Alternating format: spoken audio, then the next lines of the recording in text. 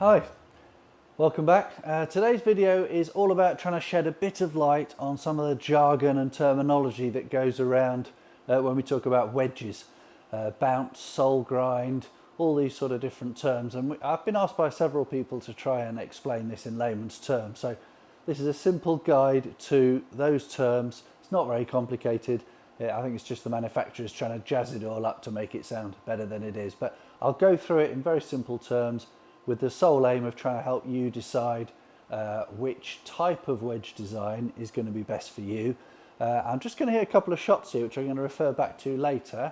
I've got about a 70-yard shot or something, wedge shot here. I'm going to use my 50-degree gap wedge, and I'm going to play two different types of shot, which we'll come back to later. So the first shot I'm going to play, I'll play one left and one right so you can see the different flights. The first type of shot I'm going to play is a low driven wedge. Imagine it's really windy and I just wanted to drive it forward nice and low.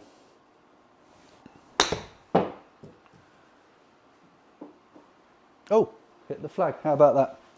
It's going a bit fast though, wasn't it? And the second type of shot, I'll just aim slightly left here. Same club, just going to play a slightly different type of shot.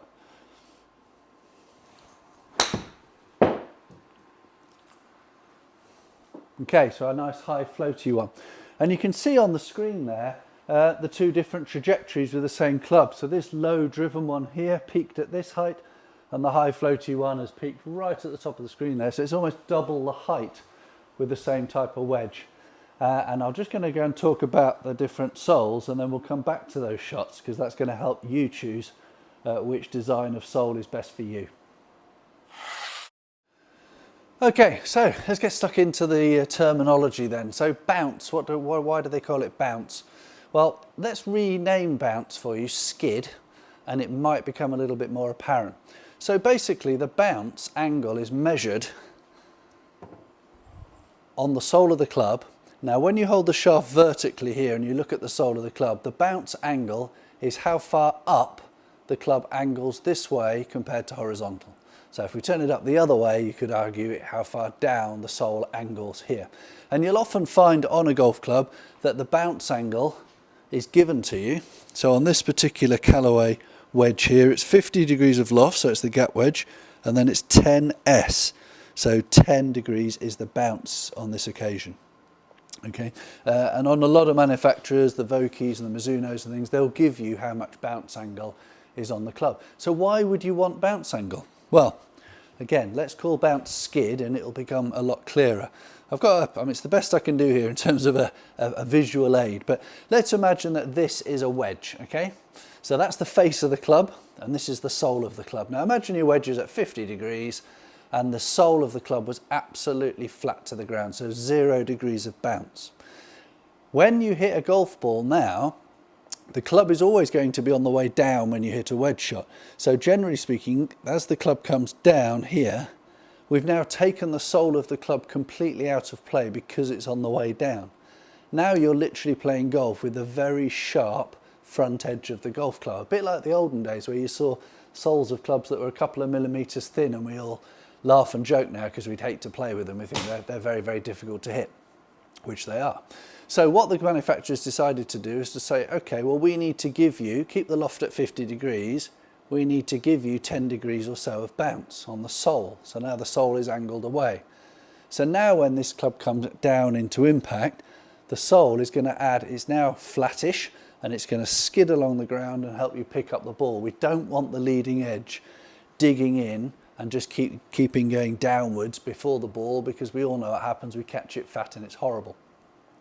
So how do we decide how much bounce is going to be good for us? Well, it all depends on your impact and what type of player you are and what type of shots you like to hit as to what's going to suit you. So that's why I played those two shots there. So imagine if somebody now has got the wedge with standard amount of bounce on it, 10 degrees, but they like to de-loft their wedges through impact and take some loft off the club. So here's the loft, don't forget, put it about 50. There we are, and we're going to take some loft off through impact. Okay, now you can see what's happened to the bounce. It's disappeared again. So anybody playing with a lot of shaft lean in their game is going to want clubs with a lot of bounce because you negate it. If you're somebody who plays With a lot higher, flightier shots here, you're going to be applying all the natural amount of loft to the club, and therefore you can tolerate having lower degrees of bounce. Are you with me so far? Okay, so I'll step back a minute, I'll just show you that. So if you're someone who likes to play their wedge shots with the shaft leaning forward, driving the ball here, you can see that the shaft leaning forward has taken the sole of the club angled upwards, so the bounce is no longer working for you. If you're someone who likes to play higher, flightier wedges with the shaft pretty much vertical at impact, then you're getting the use of the bounce angle on the club. You may be somebody who, sort of a better player if you like, who likes to shape their shots and hit different trajectories with the same club as I did there. In which case you've got a decision to make, because you're going to need the flexibility to have some bounce when you decide to drive the ball low, but you don't want too much when you want to flight the ball high. Now, why don't you want too much bounce? It's a good thing. It makes the club more forgiving, alleviates fat or heavy shots, and bounce really is your friend. Well, one downside to bounce is that the more sole we have protruding downwards on the club here makes the club a little bit less versatile. I'll show you what I mean. I'll come up close. So this is my gap wedge, 50 degrees, and it's got 7 degrees of bounce on it. Now 7 degrees is round about the sort of bounce you'd have on all your irons in your set, to be honest with you, between 7 and 9. But wedges tend to have more to allow them to be more versatile. So here's a 7 degree bounce gap wedge. Now if I put the shaft vertical here so you can see it, you can see the leading edge is just a couple of millimetres off the surface of my hand. If I now decide to play the shot with the shaft leaning forward and drive it in low on a windy day, the leading edge is getting very close to the ground, much closer than it was, but the trailing edge, the back of the club, is lifted off the ground. So we're not playing with the bounce. However, this is the bit I was going to introduce you to. If I now want to open this club up to add some loft to it, which we'll often do around the greens and things like this, watch what happens with the bounce of the club. As I add loft to the club, the leading edge of the club gets a long, long way away from the surface of my hand or the ground. So if I was playing off a very tight linksy line now and decided to open this club up for a higher flighted shot, I'm never going to get to the bottom of the golf ball fully, because the leading edge has come off the ground so much. It's very disconcerting to see that when you put the club behind the ball, the leading edge is a centimetre or so off the surface of the ground. So when we have too much bounce, it means that we don't have the versatility in the club, because we can't open it up and play as many different varieties of shot. However, we do need a lot of bounce when we have unstable ground, i.e. bunkers. So the more powdery, if you like, the bunkers, the more the bounce is going to help that club. Instead of digging in, as you've all felt, it splashes off the surface. Imagine having a dinner plate on your hand and then trying to drive it into the bunker. It'll just skid off. And that's exactly the effect that the bounce is having in a bunker. So, hope all that has made sense.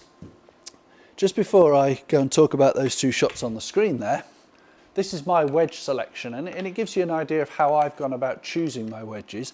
I am trying to, with these wedges, cover different loft opportunities. Obviously 50 degrees, 55 and 60 are my wedges, equally spread, but I'm also trying to cover all my bases in terms of the amount of bounce or the different sole grinds that I have.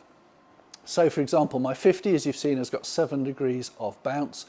Quite low, because I want this to be played pretty much all the time as a normal club in the set, a full shot golf club. I do occasionally play it for chip and runs around the green if I want the ball to run out a bit more, but generally speaking, I don't mess about with the loft on that club too much. You might wonder what the colour codes are for, but as my eyesight has deteriorated, I can't see in the bag what lofts are on the club. So I have my gap wedge is spotty, our sand wedge is yellow, obviously, and my lob wedge is red for danger. So this is my sand wedge. Now my sand wedge came with 13 degrees of loft on it. However, I've taken quite a lot of that bounce off. I've filed it off. You may also be able to see that I've taken off quite a lot of the heel here. So in the middle of the club I've got quite a lot of bounce, and on the heel I've got very little. Why is that? Well, now when I want to open up the club on my sand wedge shot, you'll see as I open it up that the leading edge doesn't protrude as far as the gap wedge did, because on the heel where it's rocking onto here, I've filed it all away, and this is where the different grinds come in. You'll see clubs with the heels ground off. So as I open the club up, it stays relatively close to the ground. It doesn't come too far up. So it looks quite appealing for tight lie shots. And then finally my lob wedge. This has got the widest sole on it from front to back because I want the biggest skid pan effect in the sand here. And it's got a lot of bounce on too. Because when I get into a bunker here, I will generally open the club up just a little bit through habit. I don't have to, but I just generally do. And now I'm adding to the already big bounce on the club, adding a little bit more. And so this tends to be my go-to bunker club. If I've got a little nippy shot where I need a lot of loft, people always go, oh, I'll use my lob wedge.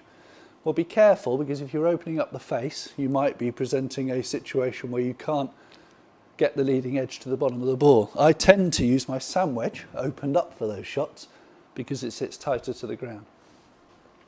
So I hope that all makes sense. So let's go back to my two shots here. They were both played with a 50-degree shot, 50-degree club. And so you can begin to see now that if I was the sort of player who drove a lot of wedges in low to holes, for example here, that involved me when changing the loft at impact to a nice low loft, and therefore I took out the amount of bounce on the club that was in play. So if I was someone who drove down on the ball hard with the shaft leaning forward, I would choose wedges, and I would recommend you to have wedges with lots of bounce angle on them to make the clubs more forgiving so you don't hit as many wedges fat. With the second shot, the floatier one, I couldn't do that through impact, obviously. I actually opened the club up slightly and I let the wrists work a lot better. So at the point of impact, there was a lot of loft showing on that club.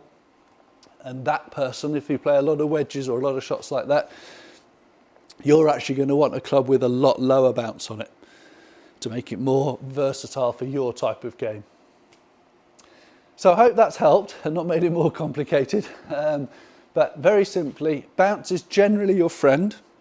You need to get it right for your type of game.